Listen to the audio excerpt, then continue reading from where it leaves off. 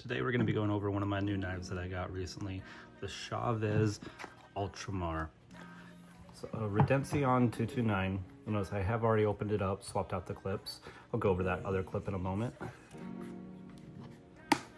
But this is probably my most unique knife that I currently have, and I figured this would be a good knife for me to start making videos about. Got titanium scale on one side, natural G10 on the other. One of the things I love about this natural G10 is the way it has aged. You'll notice in some areas it's kind of still the natural G10, in others it's a little bit smoother and a little bit darker, just from the oil on your hands and a lot of constant use. I did get this knife used on eBay.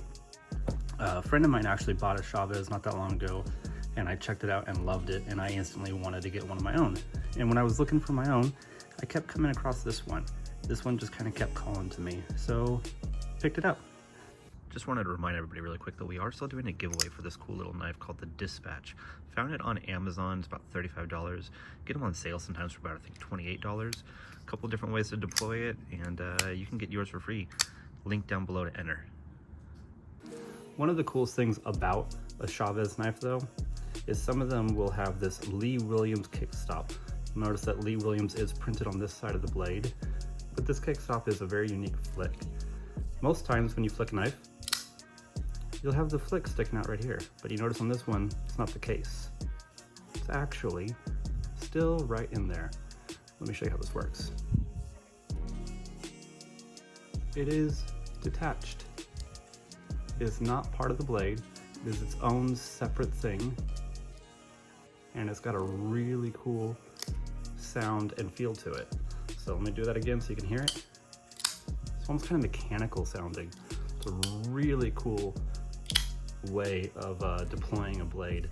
Never seen one where it's actually kind of like recessed in the handle like that and not sticking out on the other end of the scale. Just kind of a cool style. I mentioned that I swapped the scale on this one. If you're familiar with Chaves, you know that they typically come with the skull clip. They're kind of known for that a little bit. I personally like the way the regular one looks, so I swapped it out. But I really like the fact that they give you the two different clips for you to pick from. It comes with the skull clip already installed. If you want, go ahead and swap it out. Pretty simple to change. Thought it would be good to also show you the size difference when you compare it to a couple other kind of common knives. So here I have the Crooked River. This is the full-size one, and I have a bailout, basically a bug out, but just a different name, slightly different features. But to give you an idea of the size difference between the Chaves Redencion compared to some other popular sizes at the moment, it's kind of a similar footprint in length to the bailout or a bug out, but you will notice quite significantly different width.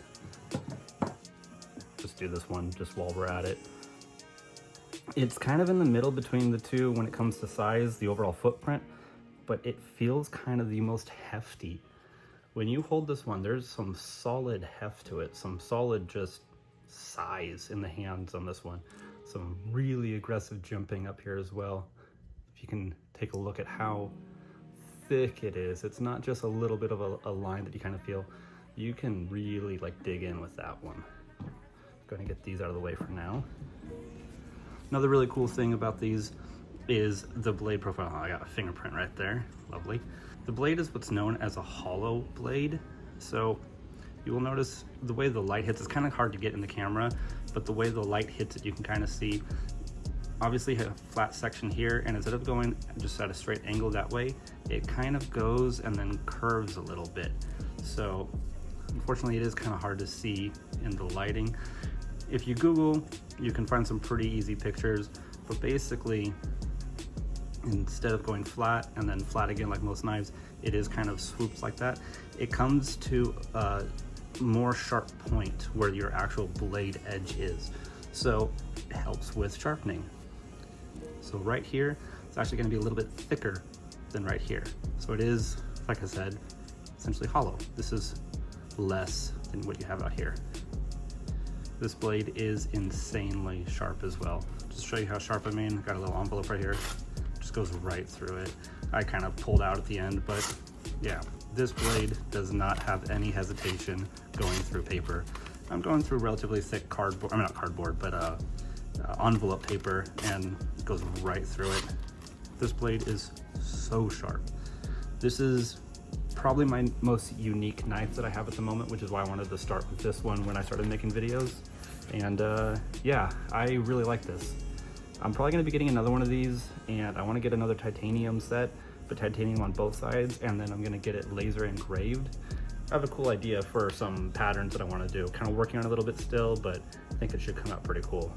If I can also get a stone washed blade and stone wash scales, I think that's probably my ideal setup for a new Chaves, but I definitely want to get another Kickstop. They don't have the Kickstop on all of them. That does kind of come or go depending on the model, but quite a few of them have the Kickstop, something you can get pretty easily on these. It's just so mechanical. No other blade sounds quite like that when you deploy it. I'm sure other ones that have a Kickstop might sound similar, but this Kickstop gives it a very mechanical, it's like a multi-step sound. Let's do it from the other side so you can just see it this way. It's just a really cool sound, really cool just feeling. It's an aggressive feeling blade. I like this one, simple as that. I know I've said that 100 times already, but I can't get that point across enough. It's also gonna be kind of hard to see it, but you do have M390 laser engraved here, the Chaves logo laser engraved there, and then the Lee Williams logo laser engraved there. Just these small little nice attention to details, kind of what I like. And yeah, I'm extremely happy with this blade.